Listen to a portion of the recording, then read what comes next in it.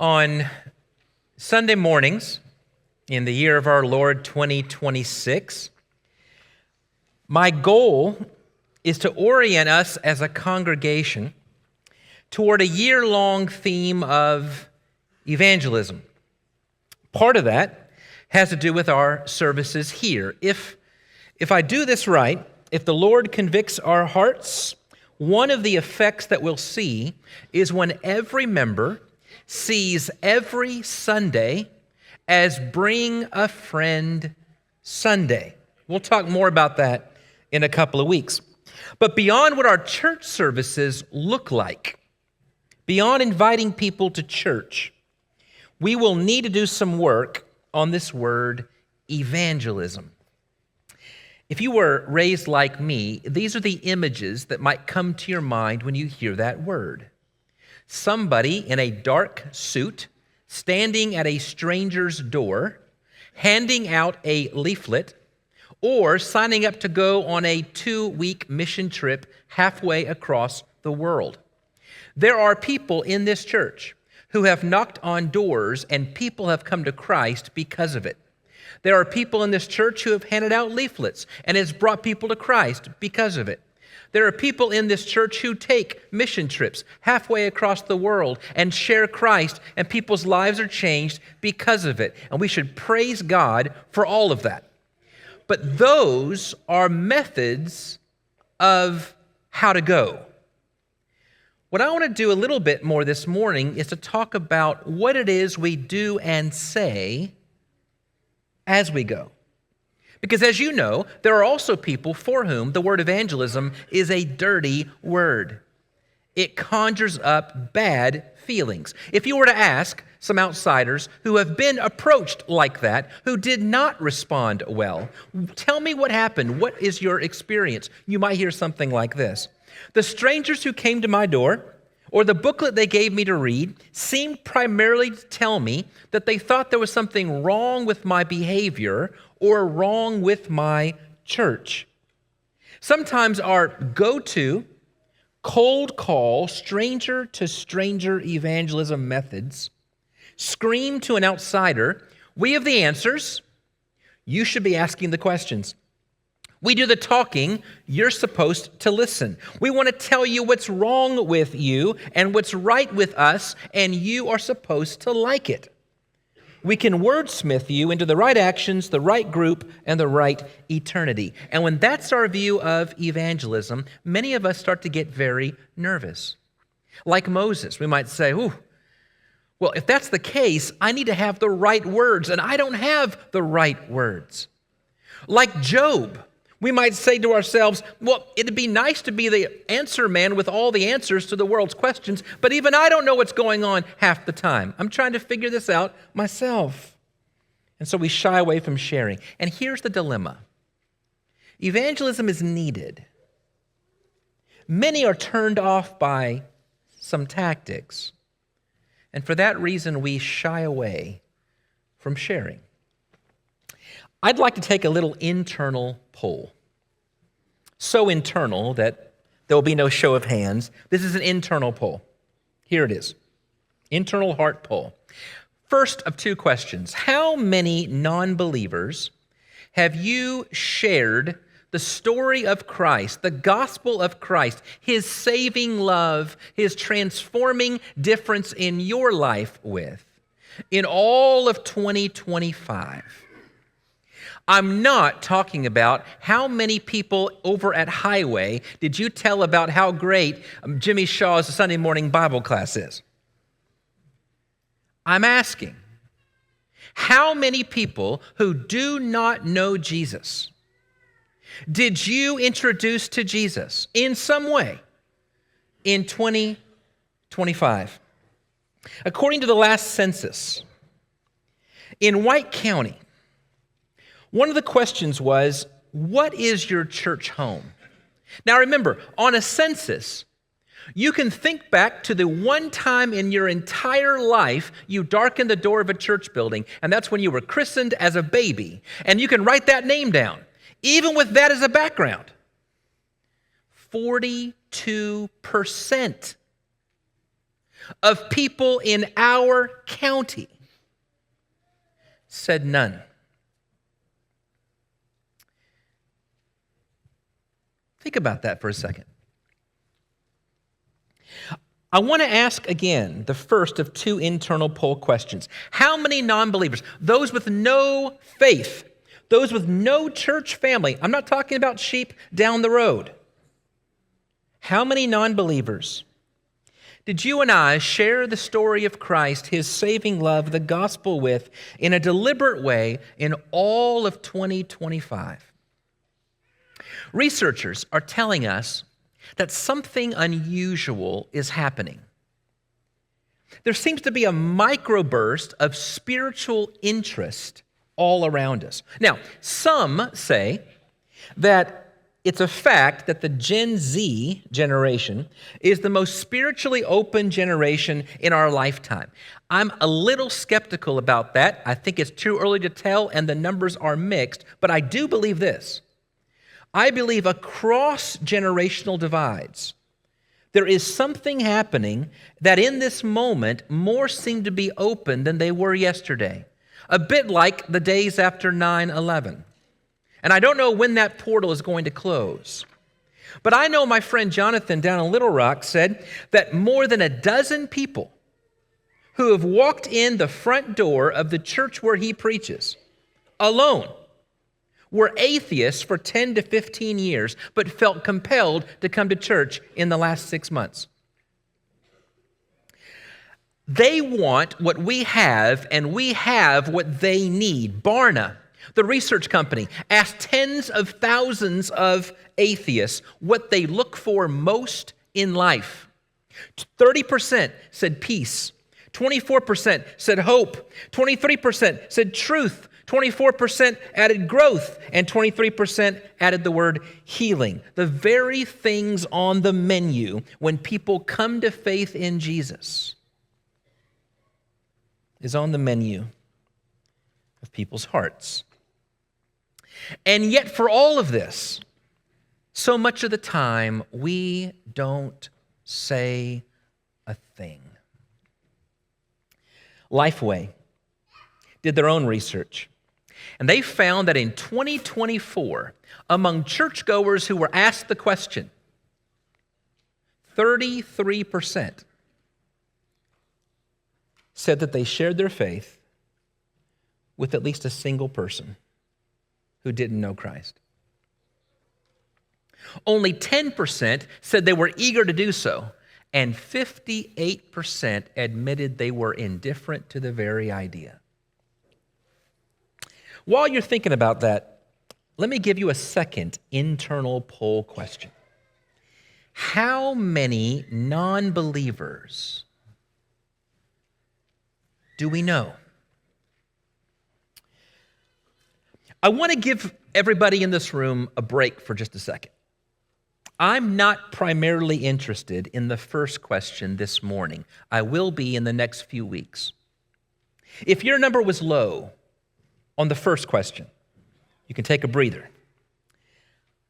I want to redefine what we mean by evangelism as something other than, more than, different than, door knocking that leads people through a Bible study that leads them to baptism. That is fine and good, and maybe a subset of evangelism. But that's not the definition I want to give this morning. So if you haven't done that, I'm not trying to give you a guilt trip, at least not this morning. Why do I say that? For two very important reasons. First, in the strictest sense, not everyone who is a follower of Christ is called to be, capital E, evangelist. Now, you might be surprised to hear me say that. I can't help it. It's in the Bible. My friend Jim McGuigan screams this, and I can still hear his Irish voice screaming this out. And he would say, has nobody read Ephesians 4 and verse 11? The Bible says God gave some to be evangelists. God called apostles.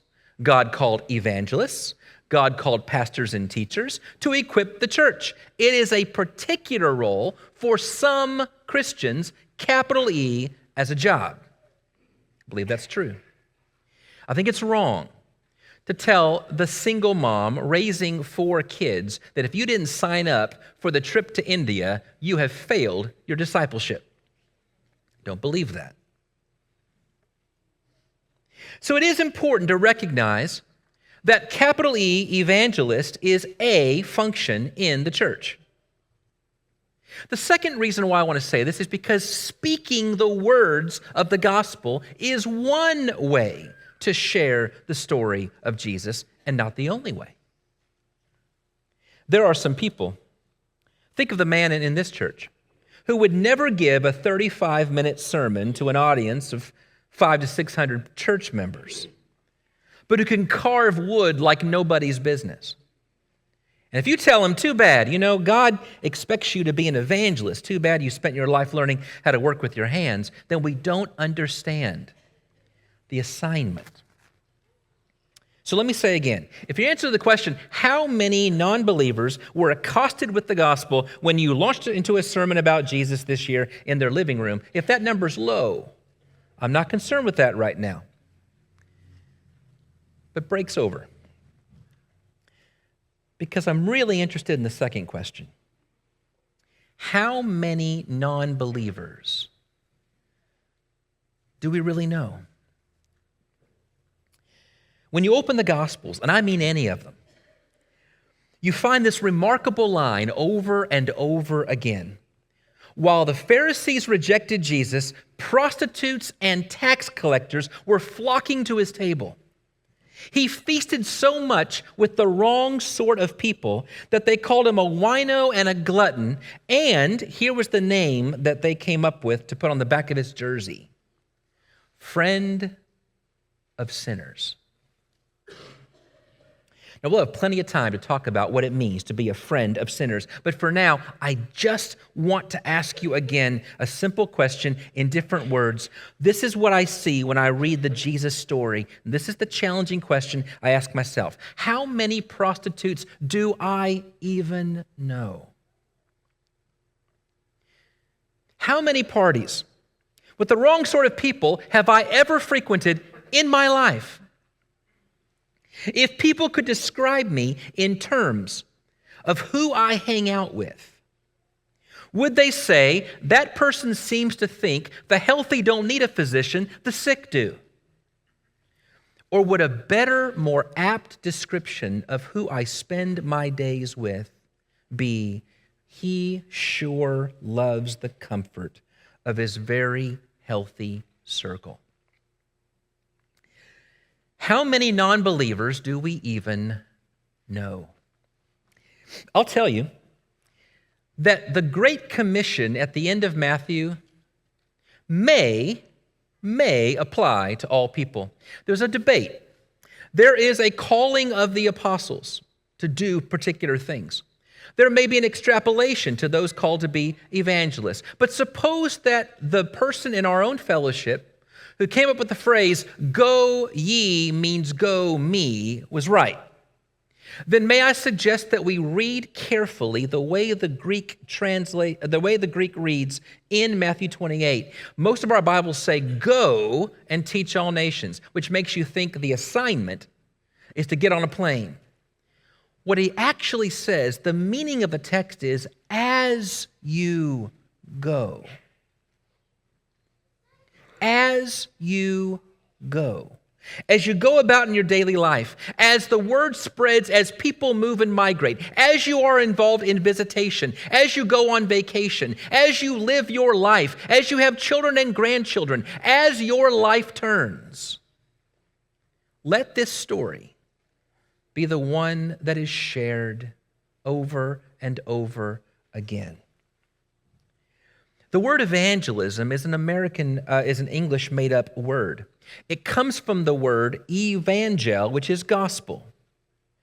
And so if we reimagined evangelize, not as the images that come to our mind, but we reimagine the word as gospeling. And we apply it not just to the person who preaches sermons on Sunday or to the people who knock on doors or the people who go on mission trips. We apply it to every Christian in every walk of life and say, what does it mean to be gospeling? then we might think about more than the extrovert who glad hands strangers. We may think of Francis of Assisi, who said, "Go everywhere preaching the gospel, and if you absolutely must," how does it end? Use words. This morning, let evangelism or gospeling be reimagined as inviting people into the story of Jesus as we live it out with them, among them, and for them. As one of our shepherds, Mitch Walton, said this morning, the relationships we form to share the story of Jesus is where it's at. Inviting people into the story that we're living out among them, with them, and for them often is less a cold call door knock on an unsuspecting stranger and far more often a description of my friend group. My small group here at church, my agape group, could easily be described as a weekly get-together where Katie and I invite into our home for transparent conversations people that we live with, among them, with them, for them. It does not describe my casual conversations with a stranger on the street. And when I invite people into my agape group at my home, I'm not actually inviting them to see how well I follow the rules, or how well my behavior is, or how to develop a list of church distinctives. I'm actually inviting them in to see my flaws. I'm giving them an opportunity to really get to know me, warts and all. And if we do our agape group right, they should be able to call me out when I let my list of rules and right behavior and proper distinctives mask who I really am. I know that. I know that I become vulnerable enough for them to see my flaws. So why do I do it at all? Because I assume we're all flawed. We all misstep. We all have brokenness somewhere in our lives. And in sharing the realities of our stories, we begin to see, in spite of our flaws, that we really want, or at least we want Jesus to step in and fix it all. Now, do you remember on one occasion, some Greeks, some outsiders, maybe out of sheer curiosity, went up to the feast, to Jerusalem, to worship the God of Abraham at the festival? This is in John 12. They found a disciple named Philip, and they said one of the most beautiful lines in all of Scripture. Greeks, outsiders, who went to a Jewish worship festival, and they said to Philip, "Sir, we would like to see Jesus." There's the key. What I really want in my close association is for people to see Jesus either through me or in spite of me. Not instead of my words, but in watching me actually try to deal with them. What if evangelism didn't conjure up in your mind images of people in suits at doorsteps emphasizing rules and behavior and distinctives, but instead reminded you of people who truly in their own lives lived out in public lives of gospeling that shouted, "Sirs, we want nothing more than to know Jesus. We want to show Jesus. And if you want to see Jesus, come and see."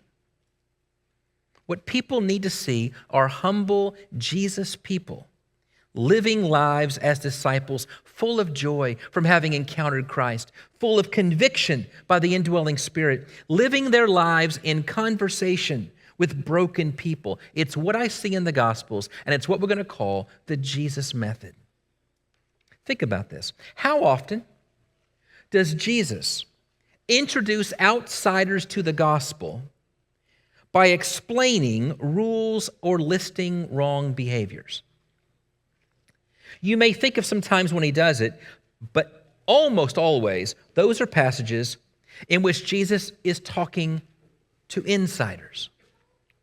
Bible class teachers at the synagogue, not the prostitute, not the tax collector, not the Gentile. Instead, this morning I want to explore very quickly 4 aspects of Jesus' daily lived out discipleship towards following God that connected people with the life-changing gospel. And we can find the summary in Matthew 4, verses 23 through 25.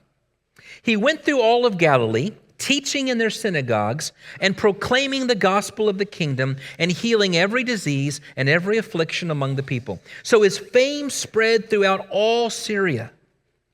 And they brought him all the sick, those afflicted with various diseases and pains, those oppressed by demons, those having seizures and paralytics, and he healed them. And great crowds followed him from Galilee and the Decapolis, and from Jerusalem and Judea, and from beyond the Jordan. This is the word of the Lord. I want to point out to you 4 aspects of Jesus' method when it comes to gospeling. And the first word I want you to notice is the word healing. Listen again to this remarkable line. Healing every disease and every affliction among the people, so that his fame spread throughout all of Syria, and they brought him all the sick and all in trouble, and he healed them, leading to great crowds from both Jewish and Greek lands. Jesus' healing ministry was significant. So significant, all 4 Gospels talk about it. His healing ministry is often the first thing people saw when they met Jesus. You may remember that beggar at the entrance in John 9. What was his testimony when he was asked about Jesus? I don't know a thing about this man. I don't know whether he's a sinner or not, but I know one thing. I was blind, and now I see. It's tempting to think that Jesus' healing was a warm-up act for the real evangelism. That's not true. Do you realize that Jesus is saying sharing the gospel means telling people that I care about you in your real life. I care about all of you. What's hurting right now? Do you remember when he fed the 5,000 people with 5 loaves and 2 fish? Do you remember why? The text says he had compassion on them. Listen to how Matthew 9 spells this out in a very similar summary passage. Matthew 9, beginning in verse 35. Jesus went through all the towns and villages, teaching in their synagogues, proclaiming the good news of the kingdom, and healing every disease and sickness.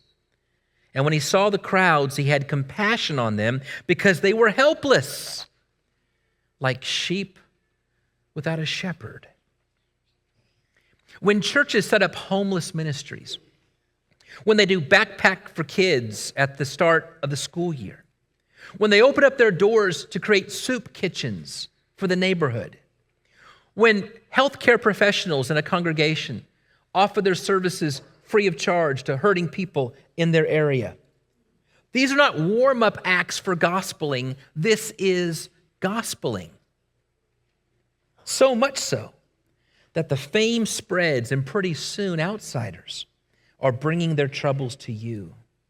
And if in your daily life, as you go, when you offer a cup of cold water in the name of Christ to someone who's thirsty, when you visit a sick person because they're hurting, when you sit in a prison cell with someone because they're lonely, these are not warm-up acts for the gospel. This is gospeling. You want a gospel line for someone in your circle of influence? Here it is. Is there anything I can do for you? Second, notice that Jesus was teaching in their synagogues. Teaching in their synagogues. The location is important.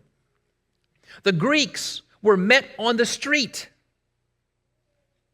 The Jewish people who went to synagogue to learn who God is and what He's called them to be is where Jesus met them. We might think that Jesus' main teaching ministry was explicating the Old Testament like a Sunday morning Bible class. He did some of that. Take a look at Luke 4. But I see his teaching, especially to outsiders, as offering hope. What did Jesus teach the woman at the well? Oh, you might think of particular lines, how to explain certain passages, but you know her response tells us that what she gleaned was, there is hope. even for me. What did the woman caught in the act of adultery learn from Jesus' teaching her? Answer, there is a future that doesn't have to look like my past. It's good if you can teach biblical exegesis, but if you can just teach people that God sees them better than they see themselves, that life is more than a 9 to 5, offering hope is gospeling. Third, Jesus went about proclaiming the gospel of the kingdom, the good news of the kingdom. When Jesus proclaims kingdom parables, he tells stories that challenge his listeners to imagine a whole new world. They break open our assumptions and our preconceptions. You mean to tell me that unlike Alexander the Great or Caesar in Rome, the coming king from heaven invites outsiders to become insiders and to be equals? Are you telling me that if I truly understood what Jesus is offering, I would sell everything I have in order to keep it? Because it's worth more than everything else I've ever tried to achieve in my life? Are you telling me the King of the universe would be willing to forgive me of a debt I could never pay back in 1,000 lifetimes? And what he asks in return is that I have the heart to forgive my brother of the dime he owes me? You're rocking my world. Well, exactly. If we're going to proclaim the kingdom, we're going to have to start by living transformed kingdom lives. And this is where we have to ask ourselves a hard, challenging question. When choosing to buy a house, what neighborhoods most need to experience the good news of the kingdom? Why are the ones that come first to our minds the last ones we ask our realtor to show us? When picking our family vacation for this year, what opportunities would most help develop a kingdom mindset in my children? Then ask, what experiences would likely add to the overindulgent cultural worldview that I want to shield my kids from? And then ask, why is the second almost always where we choose to go? When it's time to budget for the month, think about the good that needs to be done in our own neighborhood. Think about what my neighbor doesn't have that I do. And then think about why we end up budgeting more for ourselves. If the people who know us best can see that money is our God, they will not be impressed by the kingdom we're offering. If the people who know us best can see that we're just as full of the anxious cares of the world, so much so that they choke out our joy. If we look just like everyone else who seems to be searching for meaning and peace in this world, outsiders who get to know us will never believe that we have found the Prince of Peace at all. But if they see something in our living room that they've never experienced anywhere else in their day, wouldn't that be something? A generosity that asks nothing in return, a forgiving nature that knows no end, a constant joy that can't be snuffed out, a sense that nothing in the world matters to these people like the love of Jesus filling their souls. That's what made people come to Christ in the first century, and it works now. And finally, would you notice that as a result of offering hope, proclaiming the good news of a different sort of kingdom, and meeting felt needs, people wanted to walk with, walk along, walk behind Jesus. They wanted to experience life with him. Maybe the best phrase to explain this in the New Testament is the phrase, eating with. They didn't just say he was a friend of sinners. They said he eats with sinners, because who you break bread with announces who your in-group is willing to include. Can I share with you a fascinating statistic? Tom Rayner is a church growth consultant. He gave a very interesting statistic. I'm going to use it again next week in a different way, but listen to it now.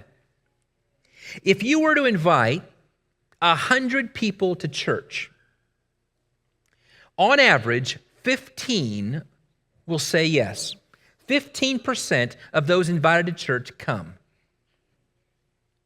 But if you invite them to come to church with you and then to go get a bite to eat after with you, the number goes from 15% to 80%. Why do you think that is? People might have some interest in looking at something alongside you, but they're very interested in sharing intimate life experiences with you. What would it look like if individually, as a church, in our small groups, in our Bible classes, in our life together, we thought less of member versus visitor and more of a journey in which we are sharing, gospeling, living with and among people at all different stages of the journey? What would it look like if people who come to Christ to be baptized and receive His Spirit are people already walking among us, sharing life in our lunch tables, playing games with our kids as part of the communities that we're forming, because gospeling is at the heart of what we do.